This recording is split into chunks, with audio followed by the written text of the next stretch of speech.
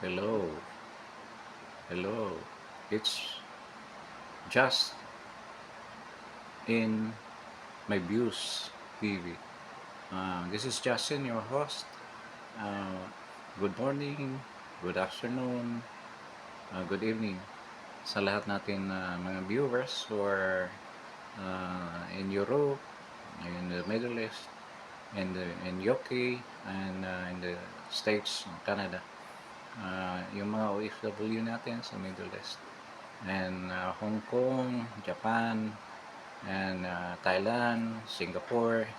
Uh, Good morning, good afternoon, good evening sa inyong lahat. Thank you for coming over my channel. My channel is It's Just Me in My Views. It's just me in my views. Just in my views. It's just in my views. It's just in my views. It's just in my views. So, depende kung anong time zone nyo. Good evening, good afternoon, um, good morning to all viewers. I hope you will like uh, and subscribe to this channel, and of course press the notification bell in case I have a broadcast, ma-notify ka agad kayo. So uh, today we'll discuss natin yung topic which I've seen as my title for today's broadcast is will a second people power attempt succeed? Kasi a lot of people are asking, kailan ang kailan ba tayo, kailangan na ba tayo mag people power? There's a lot of questions going around, especially at this time, kaliwat kanan yung maisog rally. Even internationally, worldwide na ngayon ang maisog rally. A lot of people are clamoring, some very impatient, gusto nilang magkaroon na ng strict action para matupad their desire for a regime change. Actually, people powers is one form of regime change. With Filipino style, hindi siya that violent, no, compared with other countries. Sabi pa nga nila, it became a model na nagkaroon ng people power that it was a bloodless revolution. Right now, we'll be discussing kung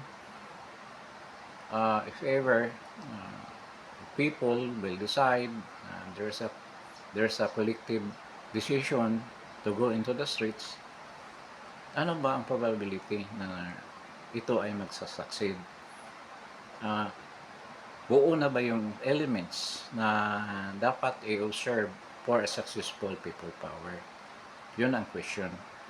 Kung buo na ba ito, if these elements are ripe, these things that should be considered for a successful people power. Going back to the first people power, I consider it as yun ang unang-unang people power, which is the EDSA Revolution. Yung kairap naman, it's through impeachment, hindi naman talaga siya, I don't consider that as EDSA 2. But a lot of people consider that because merong involvement yung mga tao. So, okay, EDSA 2, then right now, if ever it will happen, if the people will decide to go to the streets and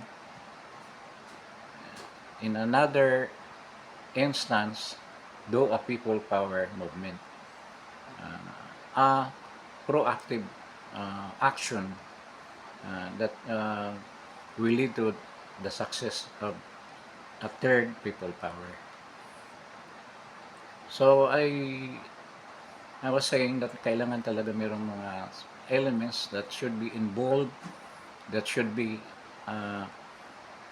na dapat kasama, that shall be observed for a successful people power. If we base that on the first people power, ito yung mga components, elements that had become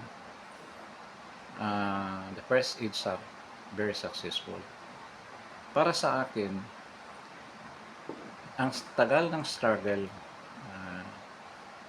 uh, of the people of a lot of sectors bago nangyari ang It's a One. It's masyadong ano siya, masyadong mahaba. A lot of bad things happen. Tapos parang uh, inaalaw na magkaroon ng malaking damage before the people move uh, para magkaroon ng people power. So, hindi siya para sa akin, ano siya eh, ito, parang masyadong late. Late in the day ang nangyari. But anyway, it becomes successful.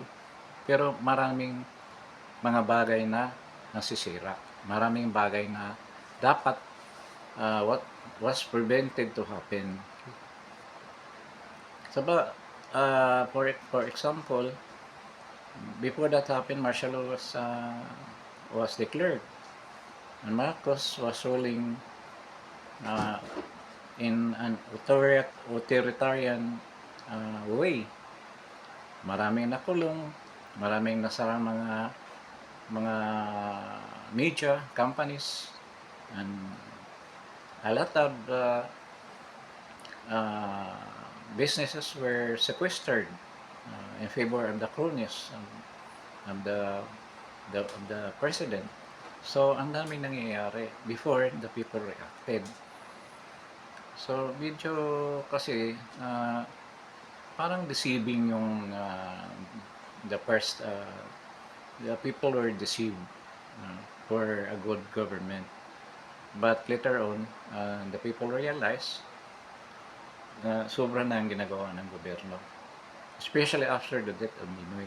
So, some say that it was a plan by the CIA dahil nga parang alam ni Ninoy na he will be assassinated. In fairness naman, wala namang proof na ganyan eh. So, leaving that as it was, ganyan nga, parang nag-ignite ang tao, ang galit ng tao after the death of Ninoy. Kaya nagkaroon ng mass rallies, especially during yung pinaparid yung kabaong ni Ninoy in Metro Manila. So it gathered people in such a way that they tend towards having a mass action for the removal of the president. So yun ang isang factor na nag-trigger talaga. So doon naglabasan, medyo merong sa kaliwang grupo, merong mga center of right, center of left, merong mga moderates, mga Democrats, nagsama-sama sila. Of course, yung mga innocent civilians na walang pinapanigan, kasama na rin. So, ang component noon, yung pagkamatay ni Ninoy, 1. Number 2, yung isa sa mga nag-trigger talaga, yung dissent na ginawa ni Fidel Ramos at si Juan Ponce Enrile. Parang ganun eh, parang sabi pa nga nila, it breaks the camel's back. Talagang yan ang nag-trigger na magkaroon ng people power. So, the involvement of the military is also very important factor. Kaya, maraming nagtatanong kung hindi lumabas si Ramos, will that people power will happen? I don't think so. Hindi mangyayari yun. Kasi there's no chance for the people to mass in Camp Aguinaldo and to protect the soldiers who rebelled against the government in Camp Crame and Aguinaldo. So, wala talaga mangyaring people power kung hindi nangyari yun. So, this is the military component of the people power that happened. Ngayon, ang pangatlo is the symbol of dissent, a symbol of uh, the people power revolution, is a leader. And that time, dahil na alam mo ng mga Pilipino, Filipinos are very kumakampi doon sa mga inaapi. Yan talaga eh. Nurse of operas, ganyan lagi. Pag inaapi ka, underdog, doon kakampi yung mga tao. And it was seen on the widow of Ninoy Aquino na si Cory Aquino. So, he stood up as a leader. Kahit na yung time ng wala siya dito eh, doon she was in the Carmelite convent in Cebu. He hurriedly come to Manila para doon sa ceremony na declaring her as the the the next president of the Philippines. So, yun ang nangyari. So, tatlo ang component. There's an incident na magtutulak sa mga tao to join the people power revolution. Pangalawa, the military component, and pangatlo is the leader. So kung i-transport natin ngayon and answering our question kung maging successful pa, if ever, there will be a second or a third people power revolution. Right now, kung titingnan mo yung situation, the first situation will be, meron bang trigger on the outside reason na ang mga tao will come up with a people power revolution. Unang-una, ang situation natin right now with regards to the economics, yung isa yun sa mga multi-trigger sa tingin ko. The prices are kasi wala namang mamamatay. Wala pang namamatay na become the symbol para magre-reklamo yung tao. But this reason, I think sa akin lang, yung kahirapan, poverty. Then pangalawa, kasama doon sa trigger, the component for a people power revolution that will entice the people to join the people power revolution attempt, ay one of them is corruption na nakikita sa government. Parang inaapi ang mga tao, parang pinabayaan sila kasi sobrang corruption. Parang ninanakaw yung pera nila. Yan ang feeling ng mga tao. So, they will really sympathize with the attempt to on this matter. Then, meron ding prices which directly hits the stomach. Tinatamaan yung pagkain, which is normal talaga sa tao. If merong makaka-apekto sa kanyang hanap buhay, talagang sumasama ang loob niya at nagiging angry. And this time, become disgusted with the government. Normal situation for the people to make a complaint. So, and there is lack of jobs also. Then mahal lahat, mga utilities mahal. So they feel na parang pinabayaan sila sa government. So I don't know kung saan na gaano nakataas ang kanilang resentment or disgusto sa government that will lead them to join a people power revolution. Hindi yan ang hindi natin alam. Hindi katulad nung kapanahon ni Ninoy Aquino, nandyan nakita na yung body niya. So, alam mo naman, kung makita ng tao na itong tao na to pinatay, naapit ng gobyerno, talagang sasama sila sa revolution. Right now, I don't know if this economic situation that we're experiencing in the Philippines will lead them to, will convince them to join the revolution. May question dyan. Kasi right now, the government counter the situation with the dole-outs of ayuda. Bibigay sila ng ayuda, uh, but hindi naman, I think, hindi katulad ng pandemic na pagbigyan ng ayuda, you go to the collection center like like mga pawn shop, then you collect your ayuda. But this one, parang premature campaigning na rin dahil binibigay actually uh, personally by the president itself. So this is a counter to the resentment ng mga tao, mga disgusto ng mga tao about the economic situation, lalo na ang bigas. Kasi yung mga kasabihan nila, pag once merong merong tama sa pagkain sa tiyan ng isang Pilipino, talagang malaking bagay yun. So this is happening right now. Nakikita naman natin, ang daming tao talaga, and wherever you go are complaining about the prices of foodstuffs and other commodities.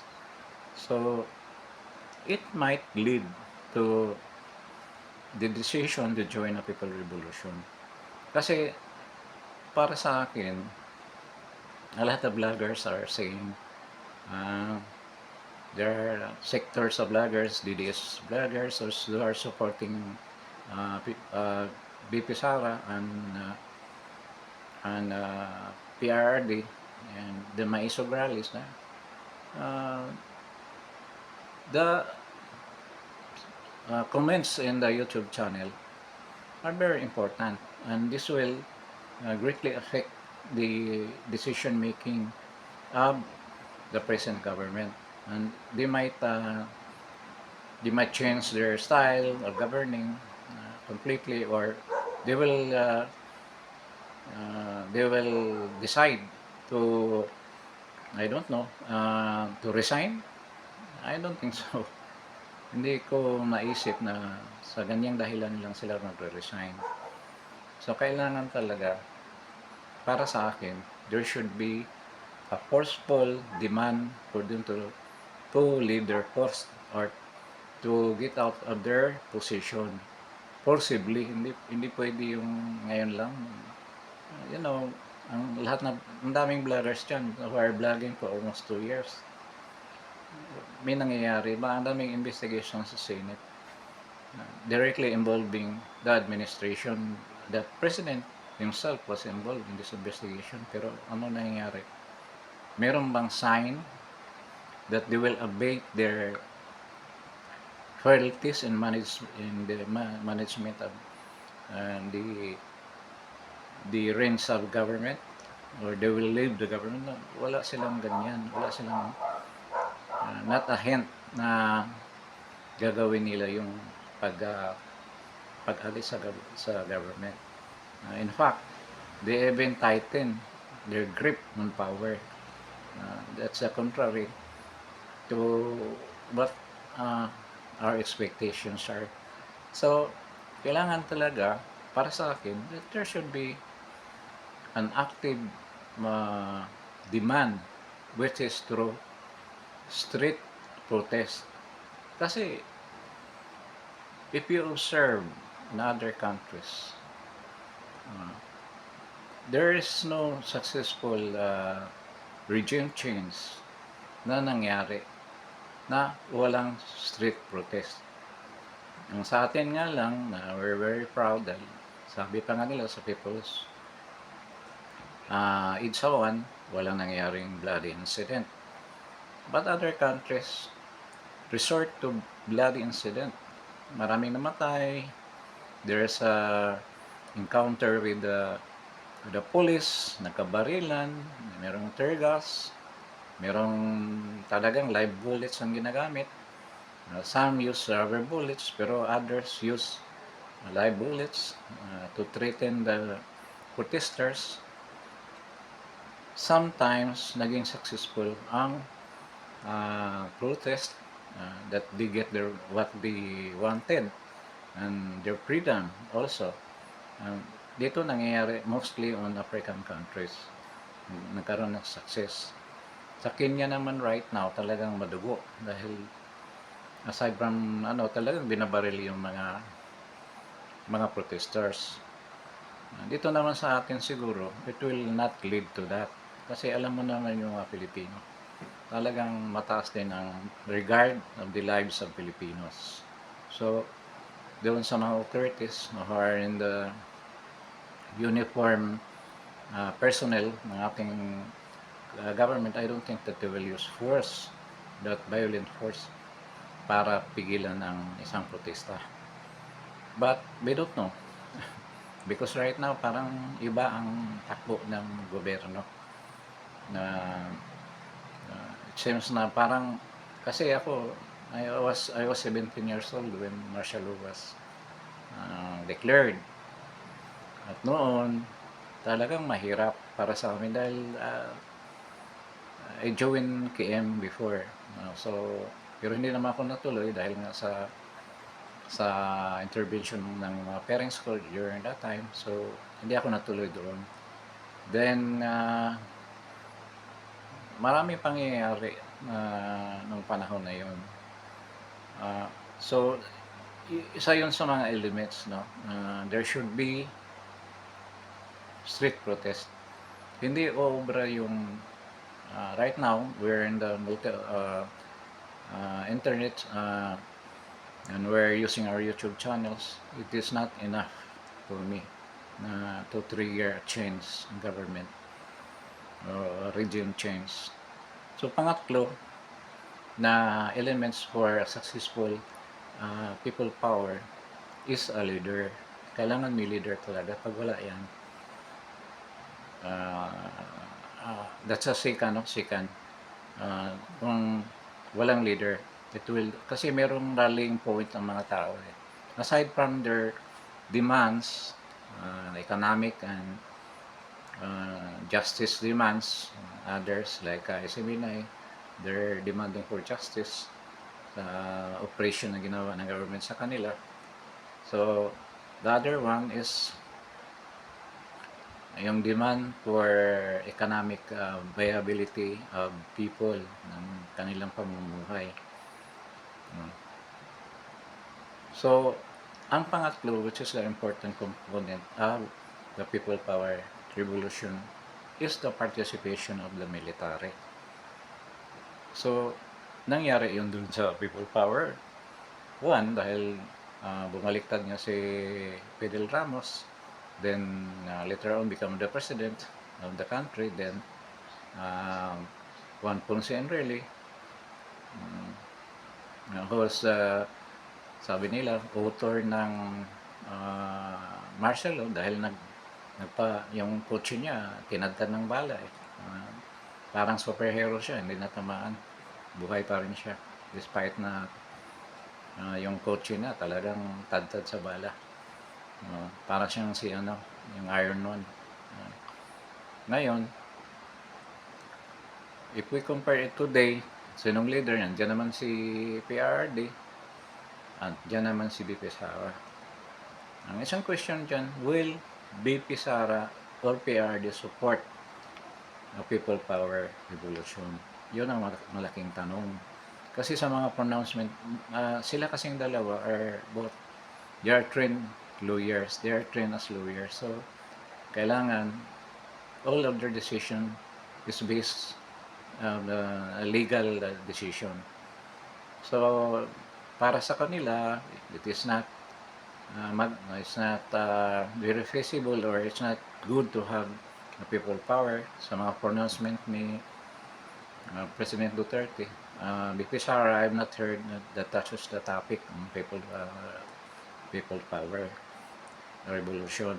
But President Duterte have mouthed a lot of times during his speeches na you have to read between the lines. Mga sinasabi niya that the military is the protector of the people. They love the people, and the former president also love the military.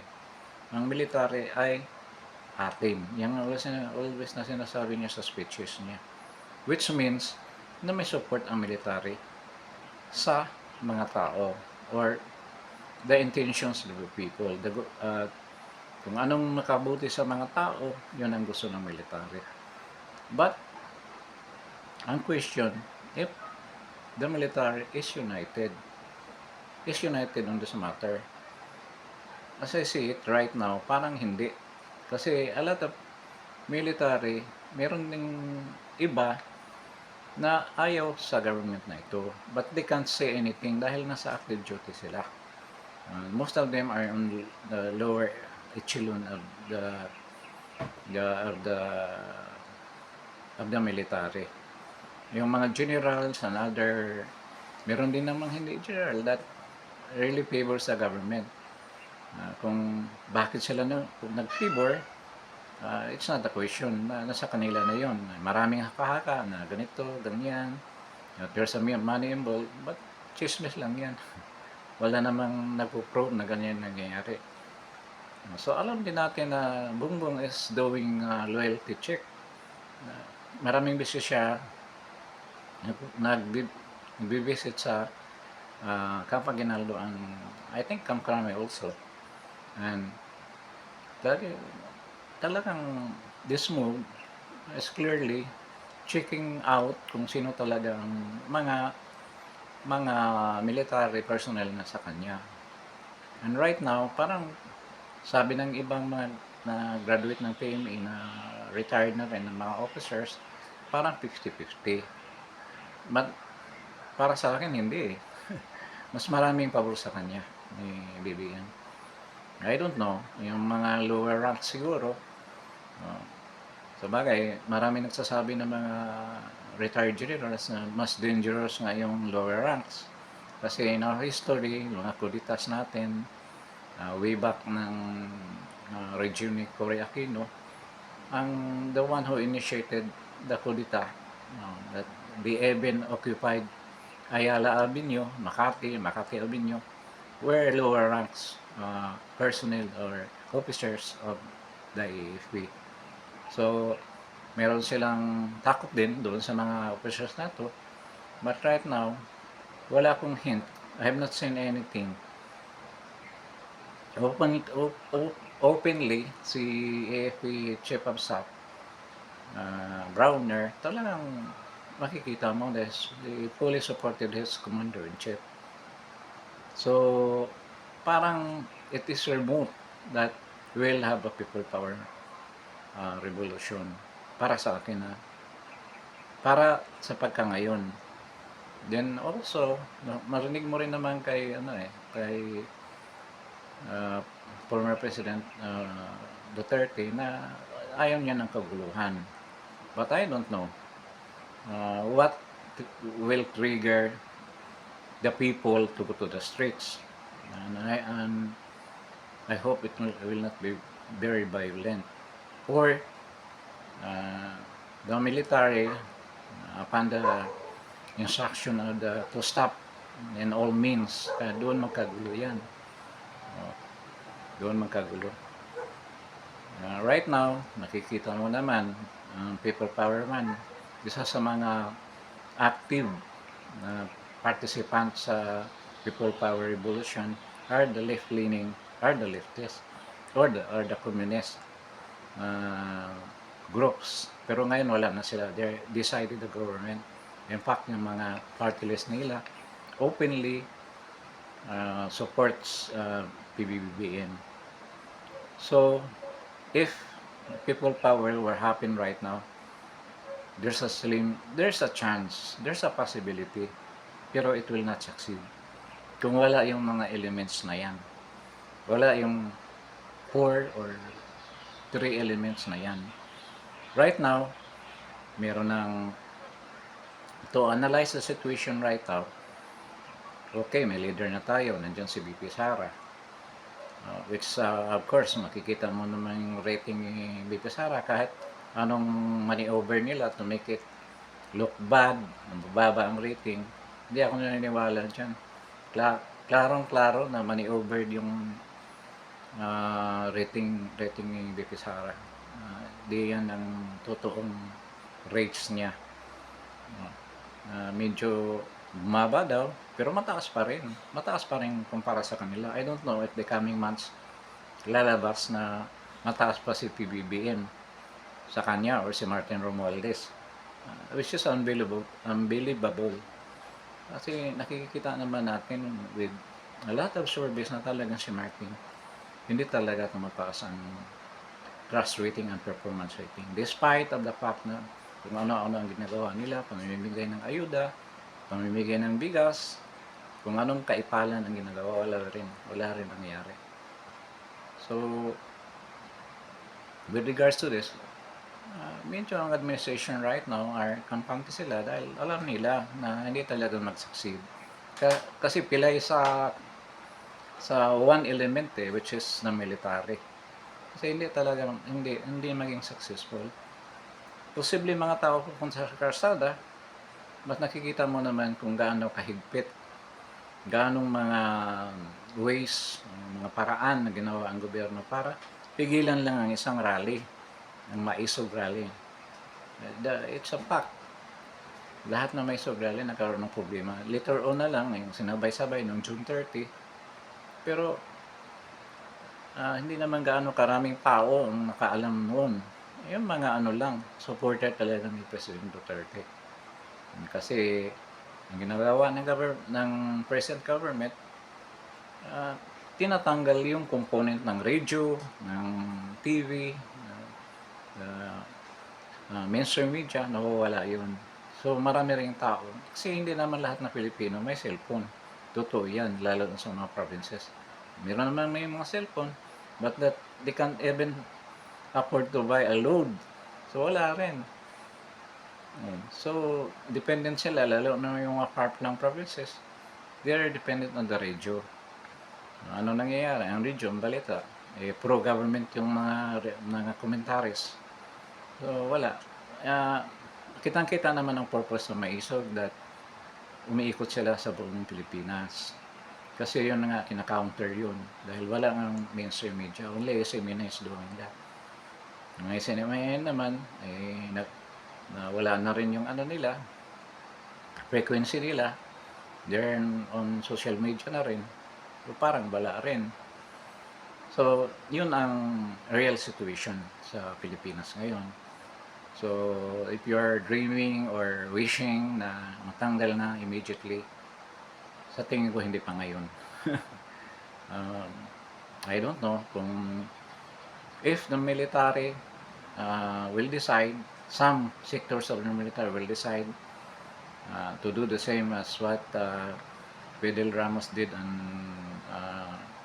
Secretary Enrile did in 1986, may probability. Mga tao naman, madaling, lalo na, meron na mga disgruntled sa mga tao, they will really join. But I don't know we don't know kung magkaroon ng people power, it will be peaceful, it will be like it's a power one, bloodless. Baka this time it will not be bloodless. Kasi sa tingin ko, they will hold on to their power. Sayang yung power nila. Aside from that, yung kasama na benefit na makukuha nila, which is yung corruption, yung pera na makukuha nila sa kawan ng bayan. So, napakalungkot isipin na ganyan ang reality. But sa tingin ko, in my own view, yan ang nangyayari ngayon. Kung tanungin naman ninyo kung willing si President Duterte, not now.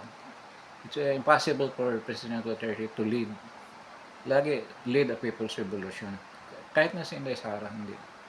It will take them to join a people's revolution sa ultimate na siguro, sa pinaka-final na pangyayari. Kasi ano nga sila mga nasa ano sila, nasa justice system sila dahil mga abogado sila. So, I don't think so. Not unless there's something extreme that will happen. They will support, definitely. Kasi for the people naman yung mga yan eh. Pro people naman si Inday Sara. Lalo na si Inday Sara. Right now that um, she is the vice president, she is the vice president, at talagang she is duty bound to support the people. As kung whatever will happen to the president, he will replace the president. Sana, kung nangyari man yan, napakaganda sana ng Pilipinas. Right now, we have all the problems na hindi natin na-imagine na mangyari sa atin. So, yan lang siguro ang topic natin for this time. I want also to discuss regarding the problem with China, but another broadcast na lang, we will discuss that one, and we will discuss also other topics like is the endorsement of Bongbong PBBM has an effectiveness or efficacy on his candidates in winning the election. Mayroon pa bang effectiveness despite of his ratings? Ano bang effect nito doon sa mga candidates niya? Kasi we have also experienced that before with other presidents na medyo humina yung ano nila, mga endorsement. Meron pa nga president na sinabi na case of death kung i-endorse ka ng presidente yun. So, I'm going to discuss that in future broadcast. And right now, siguro, if you wish for a change in the government, continue supporting the move, the Maisog rallies, yan, nandyan naman yun. And other means to, tama rin naman yun, your comments, kahit naman alam natin na hindi talaga binabasa yan eh, ng government.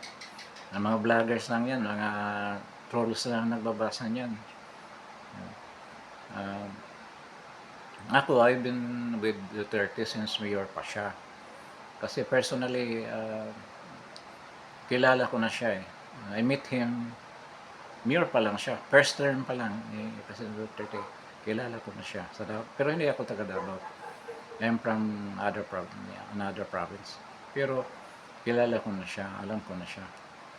Alam ko na yung gawain niya, yung mga kabutihang ginawa niya sa Davao. And how Davao started also, I know that talagang supporter niya ako. And until now, in the past, I supported President Duterte. I believe sa kanyang integrity. Yun ang napaka-importante para sa akin, na hindi corrupt yung tao, kahit anong qualities na ano mo sa akin, matalino or whatever, ang importante sa akin ang integrity. So, I think it's time for us to say goodbye, and thank you for coming over to my channel. It's just in my views. That's my channel. It's just in my views. And I'm thankful to those who participated on made their comments. Sorry na hindi ko na mababasa lahat dahil medyo malabo kata ko eh. Then merong others that have subscribed, thank you po. May iba na pakulay, then thank you. Later on I'm going to mention your names in my in the broadcast that will make following this one, to thank you for the blessings that you shared.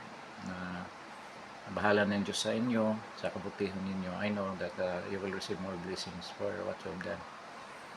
Okay, see you on the next broadcast. Thank you.